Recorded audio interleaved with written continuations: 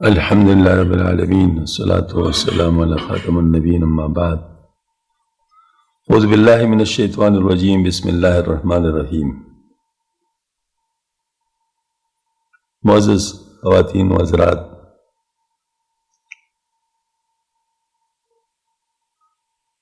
روزانہ آج کل الحمدللہ جو قرآن پاک کا درس ہوتا ہے اس کا ایک حصہ جو مکمل ہوا اس کے بعد دوبارہ ابتدا سے شروع کیا گیا ہے، تو یہ اس میں ابتدائی طور پر حضرت مولانا تقی عثمانی صاحب نے وحی کے بارے میں بات شروع کی ہے۔ تو اس میں یہ ہے کہ وحی کے بارے میں یہ فرمایا کہ یہ ہمارے لیے ایک ذریعہ ہے اللہ جل شانہ کے احکامات جاننے کا، کیونکہ ویسے تو انسان کو علم حاصل ہو سکتا ہے مختلف ذرائع سے۔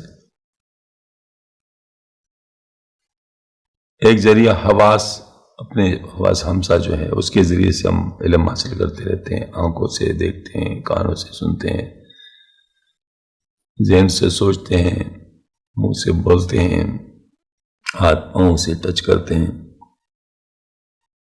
تو یہ حواس خمسہ جو ہے اس کے ذریعے سے ہمیں علم حاصل ہوتا رہتا ہے۔ دوسرا ہمارے عقل اللہ تعالیٰ نے جو ہمیں عطا فرمائی ہے اس کے ذریعے سے ہم صحیح اندازہ لگا سکتے ہیں، ہم سوچ سکتے ہیں، ہم علم حاصل کر سکتے ہیں۔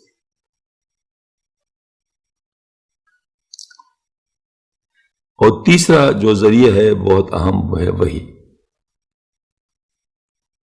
اب حواس خمسہ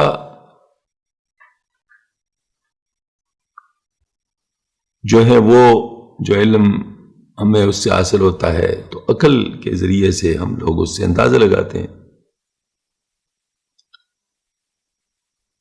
اور دوسری بات یہ ہے کہ عقل جو ہے وہ بھی محدود ہے، وہ تو جس طرح جو معلومات اس کو ہوں گی اس کے حساب سے فیصلہ کرے گا۔ مثال کے طور پر آگ میں ہاتھ ڈالتے ہیں تو جل جاتا ہے، لہذا عقل کہے گا کہ آگ میں ہاتھ نہ ڈال۔ کسی چیز سے نقصان ہوتا ہے تو اس کو انسان نہ کرے۔ لیکن جو آخرت کی کامیابی ہے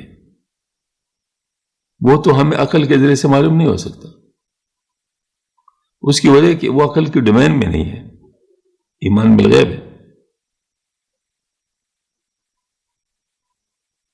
قبر میں کیا ہوتا ہے عقل نہیں بتا سکتی،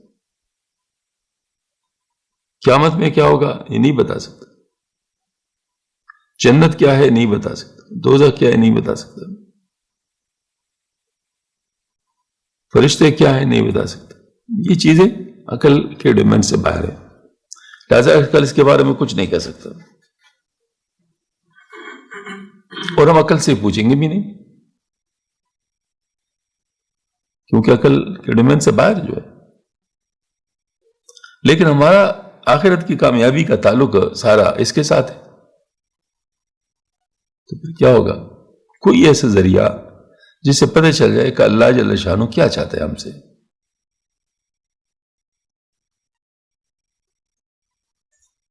تو وہ ذریعہ جو ہے وہ وحی ہے۔ تو اللہ پاک نے پیغمبروں کا سلسلہ چلایا ہے، پھر کتابوں کا سلسلہ چلایا ہے۔ تو جو کام وہی کر سکتا ہے وہ عقل نہیں کر سکتا۔ ہاں یہ الگ بات ہے کہ وحی کو سمجھنے کے لیے بھی عقل کی ضرورت ہے، یعنی اس میں کوئی شک نہیں، لیکن اس کا محدود استعمال ہے، کیونکہ معلومات وہاں سے آ رہی جہاں عقل کی رسائی نہیں ہے،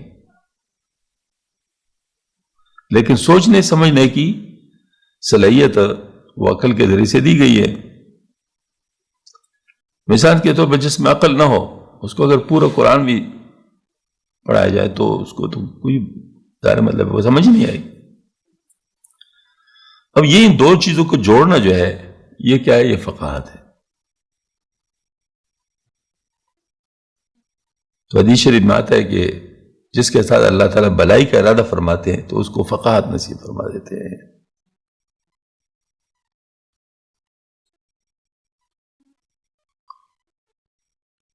تو یہ حضرت فرماتے ہیں کہ غرض جہاں تک حواس خمسہ کام دیتے ہیں وہاں تک عقل کی کوئی رہنمائی نہیں، اور جہاں حواس خمسہ جواب دے دیتے ہیں وہیں سے عقل کا کام شروع ہو جاتا ہے. لیکن اس عقل کی رہنمائی بھی غیر محدود نہیں ہے، یہ بھی ایک حد پر جا کر رک جاتی ہے، اور بہت ساری باتیں ایسی ہیں جن کا علم نہ حواس کے ذریعے حاصل ہو سکتا ہے نہ عقل کے ذریعے.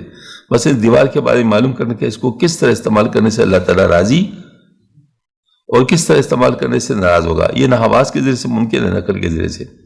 اس قسم کے سوالات کا جواب انسان کو دینے کے لیے جو ذریعہ اللہ تعالیٰ نے مقرر کیا اس کو وحی کہتے ہیں.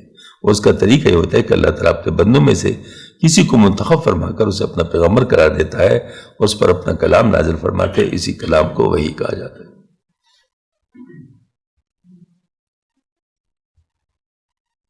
اللہ تعالیٰ کا جو انتخاب ہے نا وہ ہر مرحلے پہ چلتا ہے. علماء ماشاءاللہ بہت ہیں اور بہت بڑے لوگ ہیں،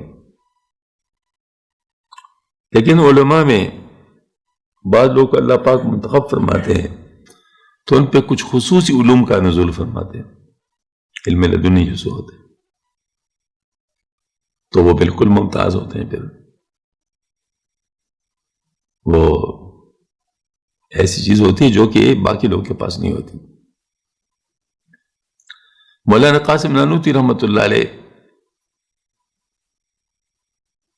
قاسم العلوم والخیرات ان کو کہتے تھے.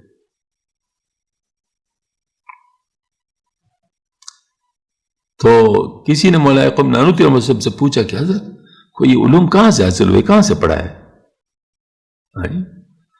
تو حضرت مولانا قاسم نانوتوی رحمۃ اللہ نے فرمایا کہ پڑھا تو ادھر سے جہاں سے ہم نے بھی پڑھا ہے، لیکن اللہ کا کام ہے کسی کو سوئی کے ناکی کے برابر اس کے اوپر علم کھولتے ہیں، کسی کے اوپر سمندر کے برابر، تو یہ اس کا کام ہے. حضرت مولانا قاسم نانوتوی رحمۃ اللہ جب بات فرماتے بیان تو لکنت ہوتی تھی اس میں، جبکہ عام بول چال میں لکنت نہیں تھی. تو کسی نے ان سے پوچھا حضرت آپ کی لکنت کیوں ہے، عام بول چال میں نہیں ہے اور ویسے جب بیان کرتے لکنت ہوتی ہے؟ فرمایا ایک ایک چیز کے لیے 14 الفاظ سامنے آ جاتے ہیں، تو اس میں سے انتخاب کرنا ہوتا ہے تو پھر لکنت تو ہوگی.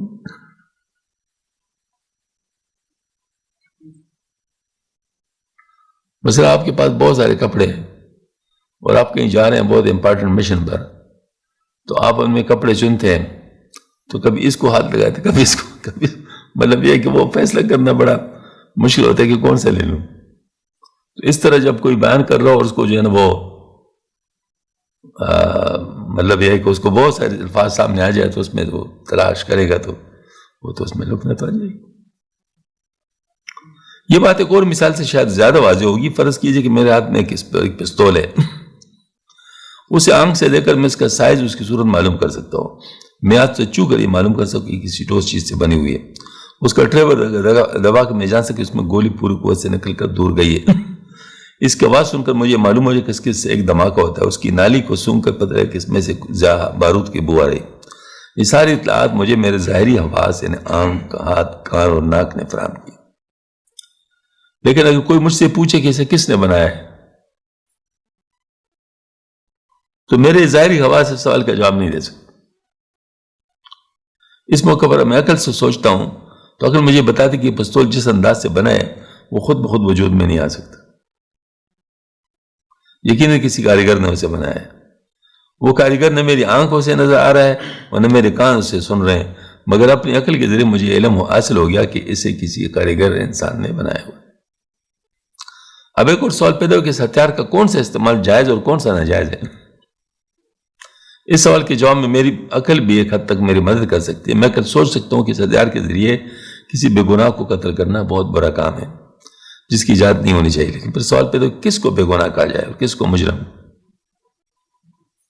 اور کون سا جرم ایسا ہے جس کی سزا اس پستول کو استعمال کر کے کسی کو قتل کیا جا سکتا ہے. یہ سوالات ہیں جس پر اگر میں صرف عقل کی بنیاد پر غور کروں تو عقل مجھے الجھن میں ڈال لیتی ہے. بس اگر ایک قاتل میرے سامنے جس نے کسی بے گناہ کی جان لی ہے اس کے بارے میں عقل سے سوچتا ہوں کہ تو کبھی عقل یہ کہتی ہے کہ اس قاتل نے ایک جیتے جاگتے انسان کو موت کی نیند سلا دیا اس کی بیوی کو بیوگی کا زخم لگایا، بچوں کو یتیم بنایا، انہیں باپ کی شفقت سے محروم کیا، اس لیے مجرم اس لائق ہے کہ اسے بھی موت کے ہاتھ اڑا دے۔ دوسروں کے لیے عبرت کا سامان ہے، لیکن دوسرے وہی عقل ایک دوسرے دلیل دیتی ہے، کہتے جس مقتول کو مرنا تھا وہ تو مر گیا، قاتل کو قتل کرنے سے نہ وہ واپس آ سکتے ہیں، نہ اس کی بیوی بچوں کو اس کا محبوب واپس مل سکتا ہے۔ اس کے بجائے اس قاتل کو بھی قتل کیا جائے گا تو اس کے وہ بیوی بچے مصائب کا شکار ہوں گے جس کا کوئی جرم نہیں۔ یہ دونوں دلیل عقل کے اشارے وجود میں آئی ہے، اس لیے نری عقل کے بھروسے پر کوئی ایسا فیصلہ کرنا مشکل ہو رہا ہے جس پر سب کو مطمئن کیا جائے۔ یہ وہ موقع ہے جہاں نہ میری حواس کوئی فیصلہ کن جواب دے سکتے ہیں اور نہ میرا عقل۔ اس موقع پر اللہ تعالیٰ کی ہدایت درکار ہوتی ہے جو وہ اپنے پیغمبروں پر وحی نازل کر کے انسانیت کو فراہم کرتے ہیں۔ اس سے واضح ہو گیا کہ وہی انسان کے لیے وہ اعلیٰ ترین ذریعہ علم ہے جو اسے اس کی زندگی سے متعلق ان سوالات کا جواب مہیا کرتا ہے جو عقل اور حواس کے ذریعے حل نہیں ہو سکے، لیکن ان کا علم حاصل کرنا اس کے لیے ضروری ہے۔ اس سے یہ بھی واضح ہے کہ صرف عقل اور مشاہدہ انسان کی رہنمائی کے لیے کافی نہیں، بلکہ اس کی ہدایت کے لیے وحی الہی کی ایک ناگزیر ضرورت ہے، اور چونکہ بنیاد طور پر وحی کی ضرورت پیش ہی اسی جگہ آ سکتی ہے جہاں عقل کام نہیں دیتی، اس لیے ضروری نہیں ہے کہ وحی کی ہر بات کا ادراک عقل سے ہو ہی جائے، بلکہ جس طرح کسی چیز کا رنگ معلوم کرنا عقل کا کام نہیں بلکہ حواس کا کام ہے۔ اس طرح بہت سے دینی عقائد کا علم عطا کرنا بھی عقل کی بجائے وحی کا منصب ہے، اور ان کے ادراک کے لیے نری عقل پر بھروسہ کرنا درست نہیں۔ میرے خیال میں آج کے لیے کافی ہے، کیونکہ انشاءاللہ تھوڑا تھوڑا کر کے آگے لے جائیں گے انشاءاللہ۔ وما علینا بلا ربنا تقبل منا انک انت السمیع العلیم وتب علینا انک انت التواب الرحیم۔ سبحان ربک رب العزۃ عما یصفون، وسلام علی المرسلین والحمد للہ رب العالمین۔